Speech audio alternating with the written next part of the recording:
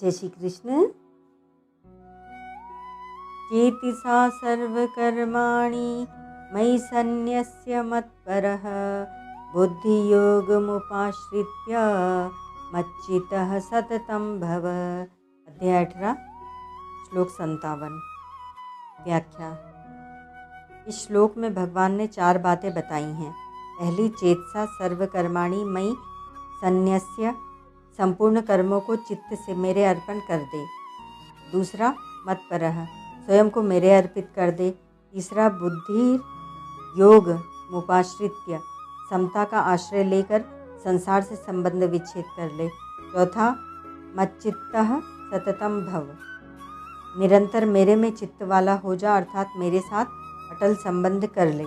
चेतसा सर्वकर्माणि मयि सन्न्यस्य, चित्त से कर्मों को अर्पित करने का तात्पर्य है कि मनुष्य चित्त से यह दृढ़ता से मान ले कि मन, बुद्धि, इंद्रियां, शरीर आदि और संसार के व्यक्ति, पदार्थ, घटना, परिस्थिति आदि सब भगवान के ही हैं। भगवान ही इन सब के मालिक हैं। इनमें से कोई भी चीज़ किसी की व्यक्तिगत नहीं है। केवल इन वस्तुओं का सदुपयोग करने के लिए ही भगवान ने व्यक्तिगत अधिकार दिया है। इस दिए हुए अधिकार को भी भगवान के अर्पण कर देना है। शरीर, इंद्रियां, मन आदि से जो कुछ शास्त्र विहित सांसारिक या परमार्थिक क्रियाएं होती हैं, वे सब भगवान की मर्जी से ही होती हैं। मनुष्य तो केवल अहंकार के कारण उनको अपनी मान लेता है। उन क्रियाओं में जो अपनापन है उसे भी भगवान के अर्पण कर देना है, क्योंकि वह अपनापन केवल मूर्खता से माना हुआ है, वास्तव में है नहीं। इसीलिए उनमें अपनेपन का भाव बिल्कुल उठा देना चाहिए और उन सब पर भगवान की मुहर लगा देनी चाहिए। मत्परः, भगवान ही मेरे परम आश्रय हैं। उनके सिवाय मेरा कुछ नहीं है। मेरे को करना भी कुछ नहीं है, पाना भी कुछ नहीं है, किसी से लेना भी कुछ नहीं है। अर्थात देश, काल, वस्तु, व्यक्ति, घटना, परिस्थिति आदि से मेरा किंचन मात्र भी कोई प्रयोजन नहीं है। ऐसा अनन्य भाव हो जाना ही भगवान के परायण होना है। एक बात खास ध्यान देने की है। रुपये, पैसे, कुटुंब, शरीर आदि को मनुष्य अपना मानते हैं और मन में यह समझते हैं कि हम इनके मालिक बन गए, हमारा इन पर अधिपत्य है। परंतु वास्तव में यह बात बिल्कुल झूठी है, पूरा वहम है और बड़ा भारी धोखा है। जो किसी चीज़ को अपनी मान लेता है वह उस चीज़ का गुलाम बन जाता है और वह चीज़ उसका मालिक बन जाती है। फिर उस चीज़ के बिना वह रह नहीं सकता। अतः जिन चीज़ों को मनुष्य अपनी मान लेता है वे सब उस पर चढ़ जाती हैं और वह तुच्छ हो जाता है। वह चीज़ चाहे रुपया हो, चाहे कुटुंबी हो, चाहे शरीर हो, चाहे विद्या, बुद्धि आदि हो, ये सब चीज़ें प्राकृत हैं और अपने से भिन्न हैं, पर है इनके अधीन होना ही पराधीन होना है। भगवान स्वकीय हैं, अपने हैं। उनको मनुष्य अपना मानेगा तो वे मनुष्य के वश में हो जाएंगे। भगवान के हृदय में भक्त का जितना आदर है उतना आदर करने वाला संसार में दूसरा कोई नहीं है। भगवान भक्त के दास हो जाते हैं और उसे अपना मुकुटमणि बना लेते हैं। मैं तो हूँ भगवान का दास, भगत मेरे मुकुटमणि। परंतु संसार मनुष्य का दास बनकर उसे अपना मुकुटमणि नहीं बनाएगा। वह तो उसे अपना दास बनाकर पद दलित ही करेगा। इसीलिए केवल भगवान के शरण होकर सर्वथा उन्हीं के परायण हो जाना चाहिए। बुद्धि योग मुपाश्रित्य, गीता भर में देखा जाए तो समता की बड़ी भारी महिमा है। मनुष्य में एक समता आ गई तो वह ज्ञानी, ध्यानी, योगी, भक्त आदि सब कुछ बन गया। परंतु यदि उसमें समता नहीं आई तो अच्छे अच्छे लक्षण आने पर भी भगवान उसको पूर्णता नहीं मानते। वह समता मनुष्य में स्वाभाविक रहती है। केवल आने जाने वाली परिस्थितियों के साथ मिलकर वह सुखी दुखी हो जाता है। इसीलिए उनमें मनुष्य सावधान रहे कि जाने आने वाली परिस्थिति के साथ मैं नहीं हूँ। सुख आया, अनुकूल परिस्थिति आई तो भी मैं हूँ, और सुख चला गया, अनुकूल परिस्थिति चली गई तो भी मैं हूँ। ऐसे ही दुख आया, प्रतिकूल परिस्थिति आई तो भी मैं हूँ, और दुख चला गया, प्रतिकूल परिस्थिति चली गई तो भी मैं हूँ। अतः सुख दुख में, अनुकूलता प्रतिकूलता में, हानि लाभ में मैं सदैव ज्यों का त्यों रहता हूँ। परिस्थितियों के बदलने पर भी मैं नहीं बदलता, सदा वही रहता हूँ। इस तरह अपने आप में स्थित रहें। अपने आप में स्थित रहने से सुख दुख आदि में समता हो जाएगी। यह समता ही भगवान की आराधना है।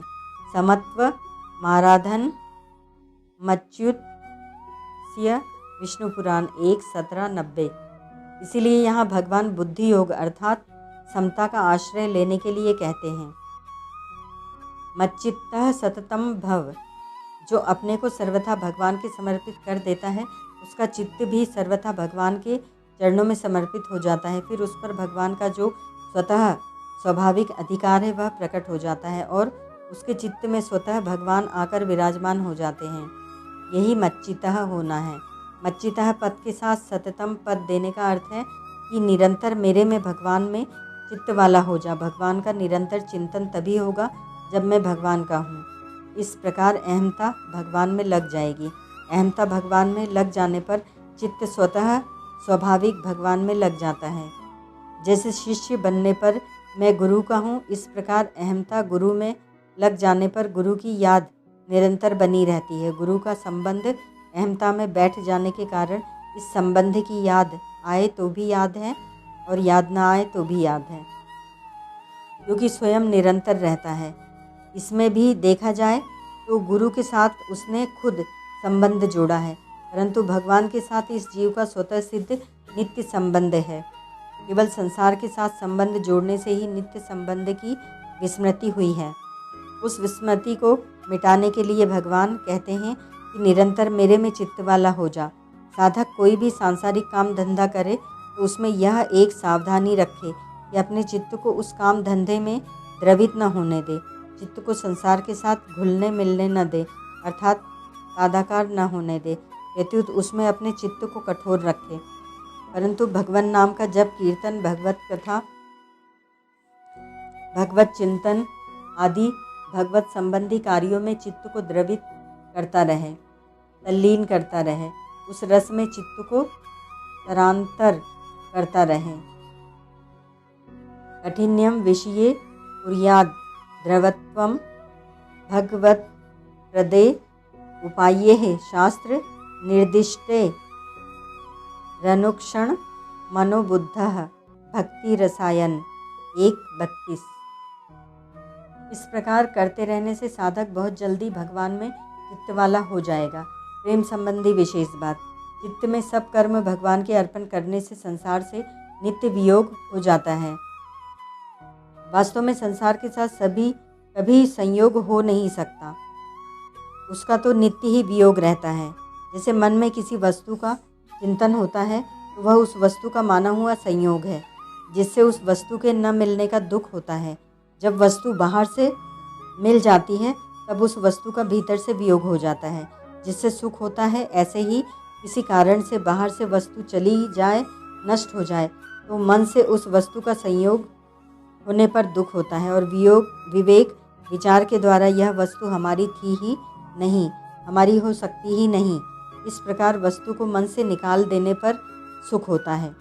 तात्पर्य है कि भीतर से संयोग माना तो बाहर से वियोग है, और बाहर से संयोग माना तो भीतर से वियोग है। अतः वास्तव में संसार के साथ नित्य वियोग ही रहता है, परंतु मनुष्य केवल भूल से संसार के साथ संयोग मान लेता है और भगवान के परायण होने से नित्य योग प्रेम हो जाता है। नित्य योग में योग, नित्य योग में वियोग, वियोग में नित्य योग और वियोग में वियोग, ये 4 अवस्थाएं चित्त की वृत्तियों को लेकर होती हैं। इन चारों अवस्थाओं को इस प्रकार समझना चाहिए। जैसे श्री राधा और श्री कृष्ण का परस्पर मिलन होता है तो यह नित्य योग में योग है। मिलन होने पर भी श्री जी में ऐसा भाव आ जाता है कि प्रियतम कहीं चले गए हैं और वे एकदम कह उठती हैं कि प्यारे तुम कहाँ चले गए, तो यह नित्य योग में वियोग है। श्याम सुंदर सामने नहीं है पर मन में उन्हीं का गाढ़ चिंतन हो रहा है और वे मन से प्रत्यक्ष मिलते हुए दिख रहे हैं, तो यह वियोग में नित्य योग है। श्याम सुंदर थोड़े समय के लिए सामने नहीं आए पर मन में ऐसा भाव है कि बहुत समय बीत गया, श्याम सुंदर मिले नहीं, क्या करूं, कहाँ जाऊं, श्याम सुंदर कैसे मिले, तो यह वियोग में वियोग है। वास्तव में इन चारों अवस्थाओं में भगवान के साथ नित्य योग ज्यों का त्यों बना रहता है। वियोग कभी होता ही नहीं, हो सकता ही नहीं और होने की संभावना भी नहीं। इसी नित्य योग को प्रेम कहते हैं, क्योंकि प्रेम में प्रेमी और प्रेमास्पद दोनों अभिन्न रहते हैं। वहाँ भिन्नता कभी हो ही नहीं सकती। प्रेम का आदान प्रदान करने के लिए ही भक्त और भगवान में संयोग वियोग की लीला हुआ करती है। यह प्रेम प्रतिक्षण वर्धमान किस प्रकार है। जब प्रेमी और प्रेमास्पद परस्पर मिलते हैं तब प्रियतम पहले चले गए थे, उनसे वियोग हो गया था, अब कहीं ये फिर न चले जाएं। योग और वियोग में प्रेम रस की वृद्धि होती है। यदि सदा योग ही रहे, वियोग न हो, तो प्रेम रस बढ़ेगा नहीं, प्रत्युत अखंड और एक रस रहेगा। अतः प्रेम रस को बढ़ाने के लिए भगवान अंतर्ध्यान भी हो जाते हैं। इस भाव के कारण प्रेमास्पद के मिलने में तृप्ति नहीं होती, संतोष नहीं होता। वे चले जाएंगे, इस बात को लेकर मन ज़्यादा खिंचता है। इसीलिए इस प्रेम को प्रतिक्षण वर्धमान बताया है। प्रेम भक्ति में 4 प्रकार का रस अथवा रति होती है: दास्य, संख्य, वात्सल्य और माधुर्य। इन रसों में दास्य से संख्य, संख्य से वात्सल्य और वात्सल्य से माधुर्य रस श्रेष्ठ है, क्योंकि इनमें क्रमशः भगवान के ऐश्वर्य की विस्मृति ज़्यादा होती चली जाती है। परंतु जब इन चारों में से कोई एक भी रस पूर्णता में पहुंच जाता है, तब उसमें दूसरे रसों की कमी नहीं रहती, अर्थात उसमें सभी रस आ जाते हैं। जैसे दास्य रस पूर्णता में पहुंच जाता है तो उसमें संख्य, वात्सल्य और माधुर्य तीनों रस आ जाते हैं। यही बात अन्य रसों के विषय में भी समझनी चाहिए। कारण यह है कि भगवान पूर्ण है, उनका प्रेम भी पूर्ण है और परमात्मा का अंश होने से जीव स्वयं भी पूर्ण है। पूर्णता तो केवल संसार के संबंध से ही आती है। इसीलिए भगवान के साथ किसी भी रीति से रति हो जाएगी तो वह पूर्ण हो जाएगी, उसमें कोई कमी नहीं रहेगी। दास्य रति में भक्त का भगवान के प्रति यह भाव रहता है कि भगवान मेरे स्वामी हैं और मैं उनका सेवक हूँ, मेरे पर उनका पूरा अधिकार है। वे चाहे जो करें, चाहे जैसी परिस्थिति में रखें और मेरे से चाहे जैसा काम लें, मेरे पर अत्यधिक अपनापन होने से ही वे बिना मेरी सम्मति लिए ही मेरे लिए सब विधान करते हैं। सख्य रति में भक्त का भगवान के प्रति यह भाव रहता है कि भगवान मेरे सखा हैं और मैं उनका सखा हूँ। वे मेरे प्यारे हैं और मैं उनका प्यारा हूँ। उनका मेरे पर पूरा अधिकार है और मेरा उन पर पूरा अधिकार है। इसीलिए मैं उनकी बात मानता हूँ, तो मेरी भी बात उनको माननी पड़ेगी। वात्सल्य रति में भक्त का अपने में स्वामी भाव रहता है कि मैं भगवान की माता हूँ या उनका पिता हूँ अथवा उनका गुरु हूँ और वह तो हमारा बच्चा है अथवा शिष्य है। इसीलिए उसका पालन पोषण करना है, उसकी निगरानी भी रखनी है कि कहीं वह अपना नुकसान न कर ले। जैसे नंद बाबा और यशोदा मैया कन्हैया का ख्याल रखते हैं और कन्हैया वन में जाता है तो उसकी निगरानी रखने के लिए दाऊ जी को साथ में भेजते हैं। माधुर्य लोग प्रायः माधुर्य भाव में स्त्री पुरुष का भाव ही समझते हैं, परंतु यह भाव स्त्री पुरुष के संबंध में ही होता है, यह नियम नहीं है। माधुर्य नाम मधुरता अर्थात मिठास का है और वह मिठास आती है भगवान के साथ अभिन्नता होने से। वह अभिन्नता जितनी अधिक होगी, मधुरता भी उतनी ही अधिक होगी। अतः दास्य, संख्य और वात्सल्य भाव में से किसी भी भाव में पूर्णता होने पर उसमें मधुरता कम नहीं रहेगी। भक्ति के सभी भावों में माधुर्य भाव रहता है। अभेद और अभिन्नता में भेद है, जिसमें केवल एक तत्व ही रह जाए, द्वैत भाव सर्वथा समाप्त हो जाए, उसका नाम अभेद है। और दो होते हुए भी एक रहने का नाम अभिन्नता है। जैसे दो मित्रों में भीतर से घनिष्ठता होने से अभिन्नता रहती है। अभिन्नता जितनी गाढ़ होती है उतना ही माधुरी रस प्रकट होता है। इसी को प्रेम रस कहते हैं। भगवान भी इस प्रेम रस के लोभी हैं। इस प्रेम रस का आस्वादन करने के लिए ही भगवान एक से अनेक रूपों में हो जाते हैं। एकाकी न रमते, ब्रह्मदारण्यक 1:4-3, सदेक्षत बहु श्याम प्रजायेति, छंदोग्य 6:2-3। रति में भक्त को भगवान के ऐश्वर्य की विशेष विस्मृति रहती है। अतः इस रति में भक्त भगवान के साथ अपनी अभिन्नता घनिष्ठ अपनापन मानता है। अभिन्नता मानने से उनके लिए सुखदायी सामग्री जुटानी है, उन्हें सुख आराम पहुंचाना है, उनको किसी तरह की कोई तकलीफ न हो, ऐसा भाव बना रहता है। प्रेम रस अलौकिक है, चिन्मय है, इसका आस्वादन करने वाले केवल भगवान ही हैं। प्रेम में प्रेमी और प्रेमास्पद दोनों ही चिन्मय तत्व होते हैं। कभी प्रेमी प्रेमास्पद बन जाता है और कभी प्रेमास्पद प्रेमी हो जाता है। अतः एक चिन्मय तत्व ही प्रेम का आस्वादन करने के लिए दो रूपों में हो जाता है। प्रेम के तत्व को न समझने के कारण कुछ लोग सांसारिक काम को ही प्रेम कह देते हैं। उनका यह कहना बिल्कुल गलत है, क्योंकि काम तो 84 लाख योनियों के संपूर्ण जीवों में रहता है, और उन जीवों में भी जो भूत प्रेत पिशाच होते हैं, उनमें काम सुखभोग की इच्छा अत्यधिक होती है। परंतु प्रेम के अधिकारी जीवन मुक्त महापुरुष ही होते हैं। काम में लेने की भावना होती है और प्रेम में देने की भावना होती है। काम में अपनी इंद्रियों को तृप्त करने, उनसे सुख भोगने का भाव रहता है, और प्रेम में अपने प्रेमास्पद को सुख पहुंचाने तथा सेवा परायण रहने का भाव रहता है। काम केवल शरीर को लेकर ही होता है, और प्रेम स्थूल दृष्टि से शरीर में दिखते हुए भी वास्तव में चिन्मय तत्व से ही होता है। काम में मोह मूढ़ भाव रहता है और प्रेम में मोह की गंध भी नहीं रहती। काम में संसार तथा संसार का दुख भरा रहता है, और प्रेम में मुक्ति तथा मुक्ति से भी विलक्षण आनंद रहता है। काम में जड़ता, शरीर, इंद्रियां आदि की मुख्यता रहती है, और प्रेम में चिन्मयता, चेतन स्वरूप की मुख्यता रहती है। काम में राग होता है और प्रेम में त्याग होता है।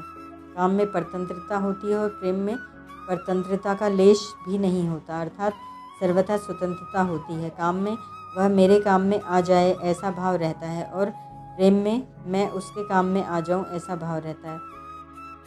काम में कामी भोग्य वस्तु का गुलाम बन जाता है, और प्रेम में स्वयं भगवान प्रेमी के गुलाम बन जाते हैं। काम का रस निरसता में बदलता है, और प्रेम का रस आनंद रूप से प्रतिक्षण बदलता ही रहता है। काम खिन्नता से पैदा होता है, और प्रेम प्रेमास्पद की प्रसन्नता से प्रकट होता है। काम में अपनी प्रसन्नता का ही उद्देश्य रहता है, और प्रेम में प्रेमास्पद की प्रसन्नता का ही उद्देश्य रहता है। काम मार्ग नरकों की तरफ ले जाता है, और प्रेम मार्ग भगवान की तरफ ले जाता है। काम में दो होकर दो ही रहते हैं, अर्थात अद्वैधी भाव, भिन्नता या भेद कभी मिटता नहीं, और प्रेम में एक होकर दो होते हैं, अर्थात अभिन्नता कभी मिटती नहीं। बोध से पहले का द्वैत मोह में डाल सकता है, परंतु बोध हो जाने पर भक्ति के लिए स्वीकृत द्वैत अद्वैत से भी अधिक सुंदर होता है। वास्तविक तत्व तो अद्वैत ही है, पर भजन के लिए द्वैत है। ऐसी यदि भक्ति है तो वह भक्ति मुक्ति से भी 100 गुनी श्रेष्ठ है। परिशिष्ट भाव। पूर्व श्लोक में शाश्वत पद की प्राप्ति बताकर अब उसकी विधि बताते हैं कि वह कैसे प्राप्त होगा। साधक के लिए दो ही खास काम हैं, संसार के संबंध का त्याग और भगवान के साथ संबंध प्रेम। पूर्व श्लोक में आए मद व्यपाश्रय पद में भगवान के साथ संबंध की मुख्यता है, और इस श्लोक में आए बुद्धि योग मुपाश्रित्य पद में संसार से संबंध विच्छेद की मुख्यता है। बुद्धि योग मुपाश्रित्य कहने का तात्पर्य है कि संसार का सूक्ष्म संबंध भी न रहे। दुरेण आवरम कर्म बुद्धि योगा धनम जय। गीता 2:49। किसी के प्रति किंचन मात्र भी राग द्वेष न रहे। एकमात्र भगवान का चिंतन करने से समता बुद्धि योग स्वतः आ जाती है। इसीलिए मच्चितः सततम भव कहा है। ओम तत्सत।